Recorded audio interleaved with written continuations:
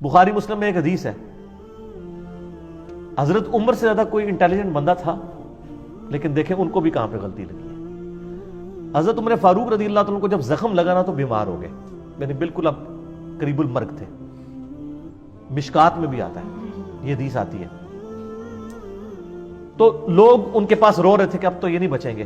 حضرت عمر نے کہا کہ تم رو مت، کیونکہ نبی علیہ السلام سے میں نے سنا ہے کہ میت کو اس پہ رونے والوں کی وجہ سے عذاب دیا جاتا ہے۔ اچھا، یہ حدیث اما عائشہ کے سامنے بیان کر دی کسی نے حضرت عمر کے حوالے سے، اور اس کو بیان کی تھی عبداللہ بن عمر نے رضی اللہ تعالیٰ عنہ علیہ السلام۔ اب عبداللہ بن عمر رضی اللہ تعالیٰ عنہ بھی بیٹھے ہوئے اما عائشہ کے پاس پردے میں، ٹھیک ہے، اور بات کس کی ہو رہی ہے؟ حضرت عمر کی۔ روایت کون کر رہا ہے؟ عبداللہ بن عمر۔ کس کے سامنے؟ اما عائشہ کے سامنے۔ یار اہل حدیثوں سے معذرت کے ساتھ میں یہ جو کچھ بیان کر رہا ہوں، لیکن انہوں عزم کرنا کوڑی گلنا نہیں، لیکن عزم کریو۔ اب اما عائشہ نے فرمایا خدا عمر ابن خطاب پہ رحم کرے، اس کو سمجھنے میں غلطی لگی ہے۔ کون کہہ رہا ہے؟ اما عائشہ۔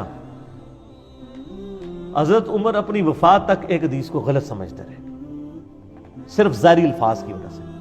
اما عائشہ نے کہا قرآن میں تو سورہ الزمر کے اندر آیت ہے وَلَا تَزِرُ وَازِرَةٌ وِزْرَ أُخْرَى، کوئی جان دوسری جان کا بوجھ نہیں اٹھا سکتی۔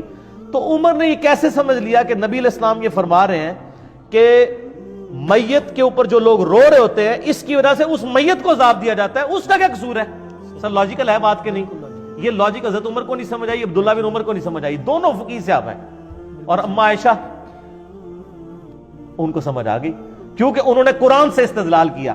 لہٰذا میں بھی جب کہتا ہوں نا کہ حدیث کو قرآن پہ بھی پہلے پیش کیا کریں، کہ قرآن کی یہ جتنی تقدیر کے اوپر حدیثیں ہیں نا، میں نے ان کی تعویل کی ہے قرآن کی روشنی میں۔ صحیح، اگر آپ تقدیر میں آپ جبریہ کا عقیدہ نہیں رکھ سکتے، قرآن نے واضح کہا ہے اِنَّا ہَدَيْنَاهُ السَّبِيلَ اِمَّا شَاكِرًا وَإِمَّا كَفُورًا، آپ کے پاس اختیار ہے، ٹھیک ہے کہ لمیٹڈ ہے لیکن اختیار تو ہے۔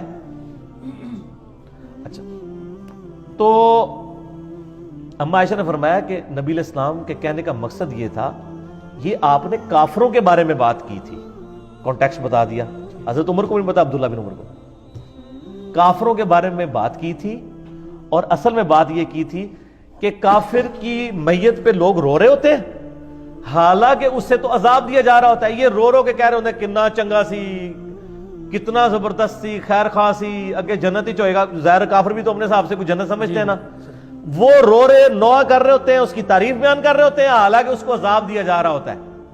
تو یہ کافر کے بارے میں حضور نے کہا تھا، یہ نہیں کہا تھا کہ مومنین کے اوپر جو لوگ روتے ہیں تو اس رونے کی وجہ سے ان کو عذاب دیا جا رہا ہوتا ہے۔ دیکھ بات سمجھ آ گئی؟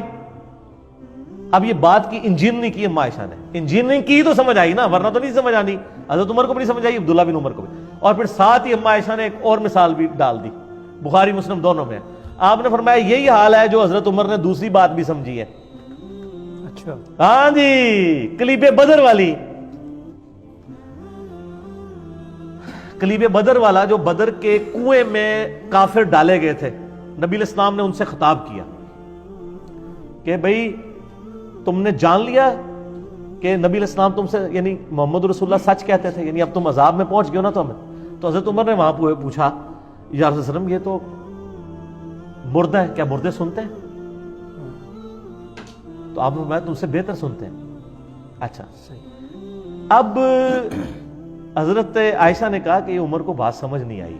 عبداللہ بن عمر نے ہی یہ بھی روایت کی، عبداللہ بن عمر ابو عبد الرحمن پر اللہ تعالیٰ رحم فرمائے، ان کو یہ بات ہی نہیں سمجھ آئی۔ نبی علیہ السلام نے یہ نہیں کہا تھا، ان کا یہ کیسے ہو سکتا ہے جبکہ قرآن پاک میں آیا ہے کہ اے نبی علیہ السلام تم مردوں کو نہیں سنا سکتے، تو یہ کیسے ہو سکتا ہے کہ وہ سن رہے ہوں؟ اصل میں نبی علیہ السلام یہ کہہ رہے تھے کہ اے عمر اب یہ تم سے بہتر جان چکے ہوں گے، کیونکہ وہ اب آخرت میں جا چکے ہیں، تم تو اس دنیا میں ہو نا، دنیا میں بیٹھ کے تو آپ جج نہیں کر سکتے نا عذاب کو اور جنت کو۔ انہوں نے عذاب چکھ لیا ہے، اب یہ سمجھ چکے ہوں گے کہ دنیا میں جو محمد صلی اللہ علیہ وآلہ وسلم سے کہا کرتے تھے وہ بالکل ٹھیک کہا کرتے تھے۔ تو حضرت عائشہ نے کہاں کی تعویل کی؟ ان کا یہ یسمعون کا مطلب یہ ہے یعلمون، وہ جان چکے ہیں، یہ نہیں ہے کہ وہ فزیکلی سن رہے ہیں۔ ام عائشہ بھابی نہیں سن، دیکھو نا جی، یہ بات کر دیتے ہیں نا جی، وہابیوں والی باتیں ہیں، یہ فلاں فلاں ہے، آپ دیکھ لیں یہ دونوں بات۔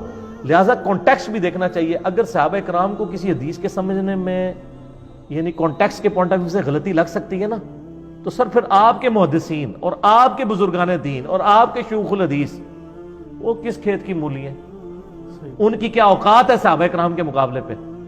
اور پھر آپ کو وہ حدیث بھی یاد ہوگی بخاری مسلم کی جو میں نے معراج والے لیکچر میں بتائی تھی, مسروق تابعی جو اما عائشہ کو ملنے جاتا ہے تو وہ مسروق کہتے ہیں میں تو ٹیک لگا کے بیٹھا ہوا ہوں, پردے میں اما عائشہ کے شاگرد تھے نا, بڑے لاڈلے شاگرد تھے. تو کہا مسروق بیٹا میں تجھے بتاؤں, جو بھی 3 باتوں میں سے کسی ایک کا بھی قائل ہونا وہ اللہ اور اس کے رسول پہ جھوٹ باندھ رہا ہے.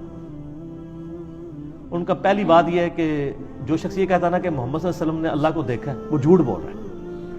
مسروق کہتے ہیں میں ٹیک لگا کے بیٹھا ہو گیا, میں کہا اماں جی جذباتی نہ ہو, ٹھنڈے ہو, کیڑی گل کر رہے ہو, ذرا اس میں میرا کلپ بھی چڑھا ہوا ہے.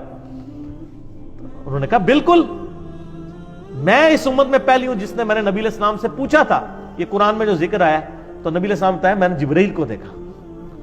اور بیٹا دوسرا وہ بندہ بھی جھوٹ بول رہا ہے جو یہ کہے کہ نبی علیہ السلام نے کچھ خاص باتیں خاص لوگوں کو بتائیں, کچھ چھپا لی, جبکہ قرآن پاک میں تو واضح آتا ہے کہ نبی صلی اللہ علیہ وسلم اگر آپ نے اللہ کا پیغام نہیں پہنچایا سورۃ المائدہ میں تو آپ نے رسالت کا حق ہی نہیں ادا کیا. تو نبی علیہ السلام نے کوئی چیز نہیں چھپائی.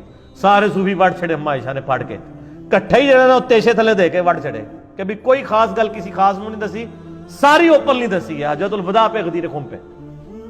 اور تیسرا فرمایا کہ جی جو شخص یہ کہنا کہ اللہ کے نبی غیب جانتے تھے اس نے بھی جھوٹ بولا. کیا تم قرآن نہیں پڑھتے ہو کہ 5 غیب کی کنجیاں ان کو اللہ کے علاوہ کوئی نہیں جانتا. اما عائشہ سے سیدھا قرآن تو شروع ہو گیا نا, قرآن دے ہوتے ہی سارے عقائد. اور ایون اما عائشہ حدیثوں کو بھی قرآن پہ پیش کرتی تھی. آپ دیکھیں یہ دیکھیں یہ حدیثوں کو قرآن پہ پیش کیا. حدیثیں بیان کرنے والے حضرت عمر ہیں, عبداللہ بن عمر ہیں, ان کی حدیثوں کو امام یعنی بخاری اور امام مسلم دونوں نے نقل کیا کہ اما عائشہ نے دونوں کی حدیثوں کو اس فہم کو ریجیکٹ کر دیا جو حضرت عمر اور عبداللہ بن عمر نے لیا ہوا تھا. حالانکہ ظاہری الفاظ وہی فہم تھا جو حضرت عبداللہ بن عمر اور حضرت عمر فاروق لے رہے تھے, لیکن اما عائشہ نے قرآن کے ساتھ اس کی تعویل کی.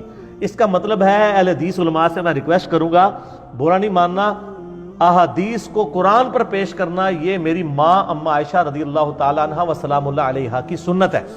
اس کے بغیر سمجھ نہیں آ سکتا. ہمیں کوئی صحیح حدیث بھی مجبور نہیں کرتی کہ ہم قرآن کے خلاف کوئی عقیدہ رکھیں.